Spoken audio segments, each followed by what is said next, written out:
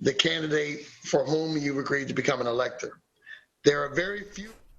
Well, Chief Legal Correspondent Dr. Laura McNeal is here with us now to talk more about the Electoral College. Just break down the process a little bit more for us, Dr. Laura. No, absolutely. So a lot of people ask, what does the Electoral College actually do? So essentially, the way that the framers of our Constitution set things up is that the Electoral College is a number of votes that each state gets to count towards the presidency, towards that magic number of 270 that we keep hearing about.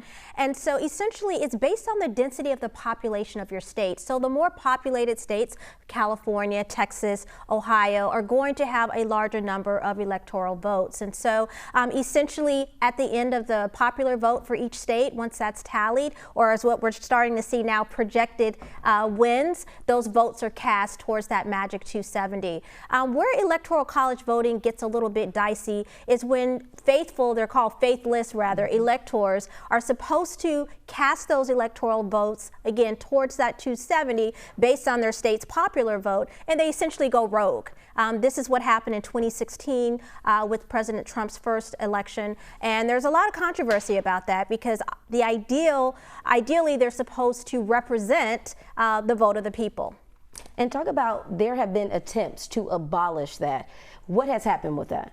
Absolutely nothing. And the reason why is it would require an amendment to our Constitution, which is a very involved process that would require both the Senate and the House of Representatives, 2/3 majority of vote. Then in addition to that, 38 out of 50 states would have to what we call ratify the vote, meaning accept that change to our Constitution. So it's a very difficult process. Not impossible, but it just hasn't happened. And how important are those swing states to the Electoral College?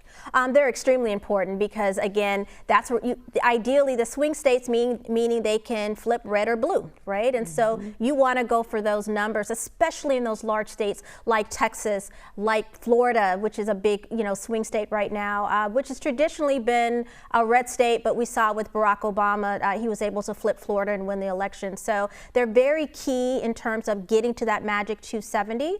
And so we'll see. I see that some of the results are starting to roll out. To my understanding, Indiana has gone for President Trump, so congratulations to President Trump with that. And that's a total of 11 electoral votes that have been cast towards his 270 win. In addition, Kentucky is going to add an additional 8. So right now, President Trump has predicted, as he said, the red wave. So the question is, has the red wave started? He's got 19 Electoral College votes in his hat towards that 270. And again, really early in the process, obviously, but it's a good start. All right, Fred and Laverne, back to you.